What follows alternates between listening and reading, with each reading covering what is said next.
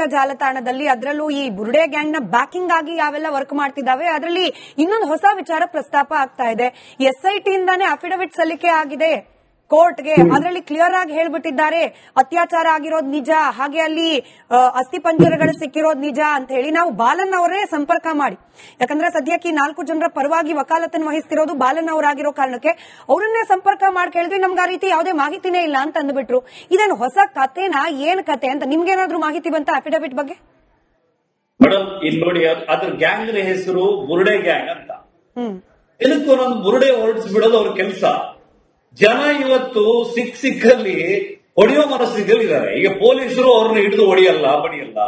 ನಾನ್ ಮಾತಾಡಿದ್ರೆ ನನ್ನ ಮೇಲೆ ಇನ್ನೊಂದು ಕೇಸ್ ಹಾಕ್ತಾರೆ. ನಿನ್ನೆ ನನ್ಗೊಬ್ಬ ಫೋನ್ ಮಾಡಿದ, ನಿಮ್ಗೆ ಯಾಕ್ರಿ ಗಿರೀಶ್ ಮಟ್ಟಣ್ಣಂಗ್ ಹೋಗಿ ಹೊಡೆಯಕ್ಕಾಗಲ್ವಾ ಕೇಳಿದ.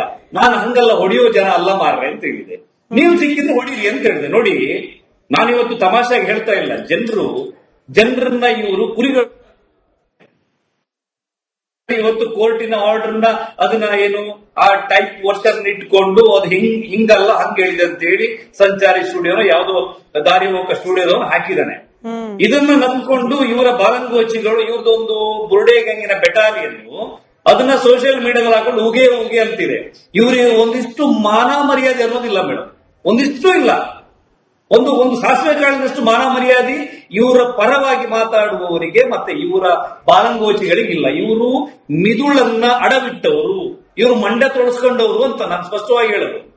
ಇವರಿಗೆ ನಾಳೆ ಬಂದು ಏನ್ ಕಥೆ ಹೇಳಿದ್ರು, ಮಹೇಶ್ ಶೆಟ್ಟಿ ತಿಮರೋಡಿ ಅವರನ್ನ ಅವರು ಏನು ದಕ್ಷಿಣ ಕನ್ನಡ ಜಿಲ್ಲೆಯ SP ಯನ್ನಾಗಿ ನಿಯುಕ್ತಿ ಮಾಡಲಾಗಿದೆ ಅಂತೇಳಿ ನಮ್ಗೆ ಹಿಂಗ್ ಬಂತು ಆರ್ಡರ್ ಅಂತ ಹೇಳಿದ್ರು ಕೂಡ ನಮ್ಮ ಅಣ್ಣ SP ಅಂತೇಳಿ ಇವರು ಸಂಭ್ರಮಾಚರಣೆ ಮಾಡುವಂತ ಮಿದುಳನ್ನ ಅಡ ಇಟ್ಟಂತ ಮನೋಸ್ಥಿತಿ ಇರುವಂತ ಮನುಷ್ಯರು.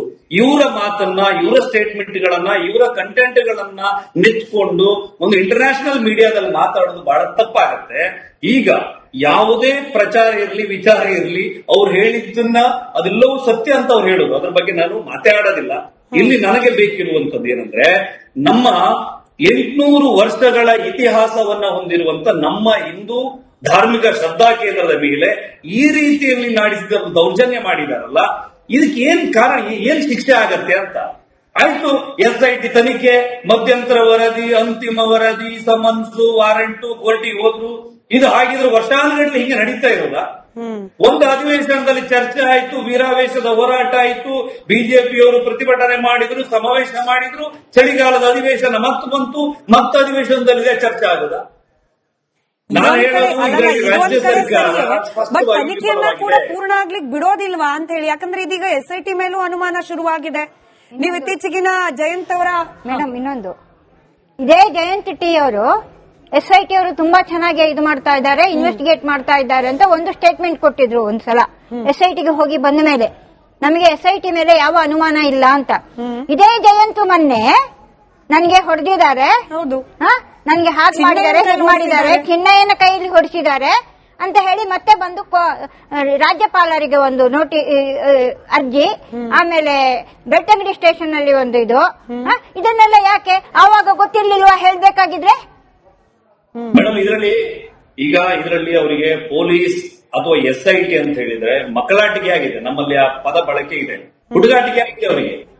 ಅವರು ಇನ್ನೊಂದು ಸ್ಟೇಟ್ಮೆಂಟ್ ಕೊಡೋದು ದೊಡ್ಡ ಅನುಮಾನ. ಜಯಂತ್ ಅವರ ಇತ್ತೀಚಿನ ಸಾಮಾಜಿಕ ಜಾಲತಾಣದ ಈ ಸೋಷಿಯಲ್ ಮೀಡಿಯಾದ ಇಂಟರ್ವ್ಯೂಗಳಲ್ಲಿ ಅವ್ರೇನ್ ಹೇಳ್ತಿರೋದು, 4/9/2025 ಅಂದ್ರೆ ಸೆಪ್ಟೆಂಬರ್ ತಿಂಗಳಲ್ಲಿ ವಿಚಾರಣೆ ಕರೆದಿದ್ರು. ಆಗ ನನಗೆ ಚಿನ್ನಯ್ಯನ ಕೈಯಲ್ಲಿ ಹೊಡೆಸಿದ್ರು, ನಮ್ಮನ್ನ ಅರೆಬೆತ್ತಲೆ ಮಾಡಿದ್ರು. ಇಷ್ಟೆಲ್ಲ ಆದವರು 4 ಅಂದ್ರೆ ಸೆಪ್ಟೆಂಬರ್ ತಿಂಗಳಿನಿಂದ ನವೆಂಬರ್ ತಿಂಗಳು ಮುಗಿತಾ ಬಂದ್ರು ಕೂಡ ಸುಮ್ಮನಿದ್ದಿದ್ದು ಯಾಕೆ? ಈ ಬೇಸಿಕ್ ಪ್ರಶ್ನೆ ಯಾರನ್ನು ಕಾಡ್ತಿಲ್ಲ ಯಾಕೆ ಈ ಗ್ಯಾಂಗ್ ನ ಸದಸ್ಯರಿಗೆ ಅಂತ. 13 ವರ್ಷಗಳ ಹಿಂದೆ ಸಾಕ್ಷಿ ಇತ್ತು, ನಮ್ಮ ಹತ್ರ ಸಾಕ್ಷಿ ಇತ್ತು ಅಂತ ಹೇಳೋರು 13 ವರ್ಷಗಳ ತನಕ ಯಾಕೆ ಕೊಟ್ಟಿಲ್ಲ ಅನ್ನೋ ಬೇಸಿಕ್ ಪ್ರಶ್ನೆ ನಾವು ಕೇಳಲ್ವ? ಈಗ ಇವ್ರ ಹತ್ರ ಯಾವ್ದಕ್ಕಾದ್ರೂ ಉತ್ತರ ಇದೆಯಾ ಮೇಡಮ್? ಯಾವ್ದಕ್ಕಾದ್ರೂ ಉತ್ತರ ಇದೆಯಾ ಪ್ರಾಪರ್ ಆಗಿ? ದಿನಕ್ಕೊಂದೊಂದು ಕತೆ ಹೊಡಿತಾರೆ. ಆ ಜಯಂತ್ ಅಂಗಚ್ಚನ್ ನನಗೆ ಬಹಳ ಬೇಸರ ಏನಂತ ಹೇಳಿದ್ರೆ, ನಮ್ಮ ಈ ರಾಜ್ಯದಲ್ಲಿ ಎಂತ ಸರ್ಕಾರ ಆಡಳಿತ ನಡೆಸ್ತದೆ ಅನ್ನುವಂಥದ್ದು. ದಿನ ಬೆಳಗಾದ್ರೂ ಒಂದೊಂದು ಸುಳ್ಳು ಹೇಳ್ತಾನೆ. SIT ಬಗ್ಗೆ ನೇರ ಆರೋಪ ಹೇಳ್ತಾನೆ, ಇನ್ನೊಬ್ಬ SIT 500 ಕೋಟಿ ತಗೊಳ್ತು ಅಂತ ಹೇಳ್ತಾನೆ. ಇದಕ್ಕೆ ಅವ್ರನ್ನ ಏನು ಕೇಳೋರೇ ಇಲ್ವಾ? ನಾವೆಲ್ಲ ಒಂದು ಫೇಸ್ಬುಕ್ ಅಲ್ಲಿ ಏನೋ ಒಂದು ಕಾಮೆಂಟ್ ಹೊಡೆದ್ರೆ ನಮ್ಗೆ ಪೊಲೀಸ್ ನೋಟಿಸ್ ಕಳಿಸ್ತಾರೆ. ಮೊನ್ನೆ ಉಪ್ಪಾರಪೇಟೆಯಿಂದ ನನಗೊಂದು ನೋಟಿಸ್ ಬಂದಿದೆ. ನೀವು ಸಾಮಾಜಿಕ ಸ್ವಾಸ್ಥ್ಯವನ್ನ ಕದಡ್ತೀರಿ, ಕೆರಳಿಸ್ತೀರಿ ಅಂತ ಹೇಳಿ ಇವ್ರು ಏನ್ ಮಾಡ್ತಾ ಇದ್ದಾರೆ ಇವರೆಲ್ಲ? ಅಲ್ಲ, ಇದು ನನಗೆ ಅರ್ಥ ಆಗ್ತಿರೋದು ನೋಡಿ, ನಾನು ರಾಜ್ಯದ ಮುಖ್ಯಮಂತ್ರಿಗಳನ್ನ ಅಥವಾ ಉಪಮುಖ್ಯಮಂತ್ರಿಗಳನ್ನ ಈ ಕಾನೂನನ್ನ ಸಂವಿಧಾನವನ್ನ ಯಾವುದನ್ನು ಪ್ರಶ್ನೆ ಮಾಡ್ತಾ ಇಲ್ಲ. ನಾನು ಪ್ರಶ್ನೆ ಮಾಡ್ಕೊಳ್ತಿರುವಂತದ್ದು ಬಾಬಾ ಸಾಹೇಬ್ ಅಂಬೇಡ್ಕರ್ ಜಿ ಅವರು ಕೊಟ್ಟಂತ ಸಂವಿಧಾನಕ್ಕೆ ಸರಿಯಾಗಿ ಈ ವ್ಯವಸ್ಥೆ ನಡೀತಾ ಇದೆಯಾ ಅಥವಾ ಇವರ ಮನಸ್ಥಿತಿ ಸರಿಯಾಗಿ ನಡೀತಾ ಇದೆಯಾ ಅಂತ ಹೇಳಿ. ಸರಿ ಮಲ್ಲಿಕ್ ಅವರೇ, ಇವಾಗ ಜಯಂತ್ ಅವರು ಮೊನ್ನೆ ಏನ್ ಆರೋಪ ಮಾಡ್ತಿದ್ದಾರೆ ಅಂತಂದ್ರೆ, ಚಿನ್ನಯ್ಯನಿಗೆ SIT ಅಧಿಕಾರಿಗಳು ಹೊಡೆದು ಬಡ್ದು ಅವನಿಗೆ ಹೆದರಿಸ್ಬಿಟ್ಟು ಹೇಳಿಕೆಯನ್ನ ಉಲ್ಟಾ ಮಾಡೋ ತರದಲ್ಲಿ ಮಾಡಿದ್ದಾರೆ. ಬಟ್ ಚಿನ್ನಯ್ಯ ಈ ವಿಡಿಯೋಗಳಲ್ಲಿ ಏನ್ ಹೇಳಿದ್ದಾರೆ ಅದೇ ಸತ್ಯ. ಚಿನ್ನಯ್ಯನ ಕೈಲಿ ಬಲವಂತವಾಗಿ ಹೆಣಗಳನ್ನ ಹೂತಾಕ್ಸಿದ್ದೆಲ್ಲ ಸತ್ಯ. ಆದ್ರೆ SIT ಅವರು ಹೊಡೆದು ಬಿಟ್ಟು ಚಿನ್ನಯ್ಯನ ಕೈಲಿ ಸುಳ್ಳು ಹೇಳಿಸ್ತಿದ್ದಾರೆ ಅಂತ ನಿಮ್ಗಂಗ ಅನ್ಸುತ್ತಾ? ಮೊನ್ನೆ ಚಿನ್ನಯ್ಯನ್ ಭೇಟಿಯಾಗಿ ಬಂದ್ರಿ ನೀವು, ಏನ್ ಹೇಳ್ತಾರೆ ಚಿನ್ನಯ್ಯ? ಇಲ್ಲ ಮೇಡಮ್, SIT ಅವರು ಇರೋದ್ರಿಂದಾನೇ ನನ್ ಗಂಡ ಜೀವನದಾಗ ಇದ್ದಾರೆ ಇವಾಗ್ಲು. ಆದ್ರೆ ಇವರು ಜಯಂತ ಇವಾಗ ಹೇಳಿರೋದು 2 ತಿಂಗಳು ಮುಂಚೆನೆ ಹೇಳಿರ್ಬೇಕಲ್ಲ ಮೇಡಮ್. ಆವಾಗ್ಲೆಲ್ಲ ನಮ್ ಓದ್ಬಿಟ್ಟು ಟೀ ಕೊಟ್ರು, ಊಟ ಕೊಟ್ರು, ನಮ್ ಖುಷಿಯಾಗಿದ್ದೀವಿ ಹಾಗಂತ ಹೇಳ್ತಾ ಇದ್ದ. ಇವಾಗ ನೋಡಿದ್ರೆ ಚಿನ್ನಯ್ಯನ ಹೊಡೆದ್ರು, ಚಿನ್ನಯ್ಯ ನನಗ್ ಹೊಡೆದಿದ್ದಾರಂತ ಇವಾಗ ಯಾಕೆ ಹೇಳ್ಬೇಕು ಆ ಮಾತು? ಅದೇ ಇವಾಗ ನೋಡಿದ್ರೆ ಜಯಂತನೇ ಹಿಡ್ಕೊಂಡೋಗಿ ಒಳಗಾಕಿದ್ರೆ ಎಲ್ಲ ನಿಜಾನು ಬರ್ತದ ಮೇಡಮ್. ಯಾಕಂದ್ರೆ ಅವ್ರ ಮನೇಲಿ ಅಲ್ವಾ 1 ವಾರ ಬುರುಡ ಇತ್ತಂತೆ. ನಮ್ಮ ಯಜಮಾನ್ರು ಕರ್ಕೊಂಡೋಗಿ ಅವ್ರ ಮನೇಲಿ ಇರುವಾಗ ಅವರು ಮೇಲ್ಗಡೆ ಮಂಚದಲ್ಲಿ ಮಣಗಿದ್ರಂತೆ, ಕೆಳಗಡೆ ಬುರುಡ ಇತ್ತಂತೆ ಮೇಡಮ್. ಆ 3 ದಿನ ಜಯಂತನೇ ಹೊಡೆದು ಕರ್ಕೊಂಡೋಗಿ ಜೈಲಿಗೆ ಹಾಕಿದ್ರೆ ಎಲ್ಲ ನಿಜಾನು ಬರ್ತದ ಮೇಡಮ್.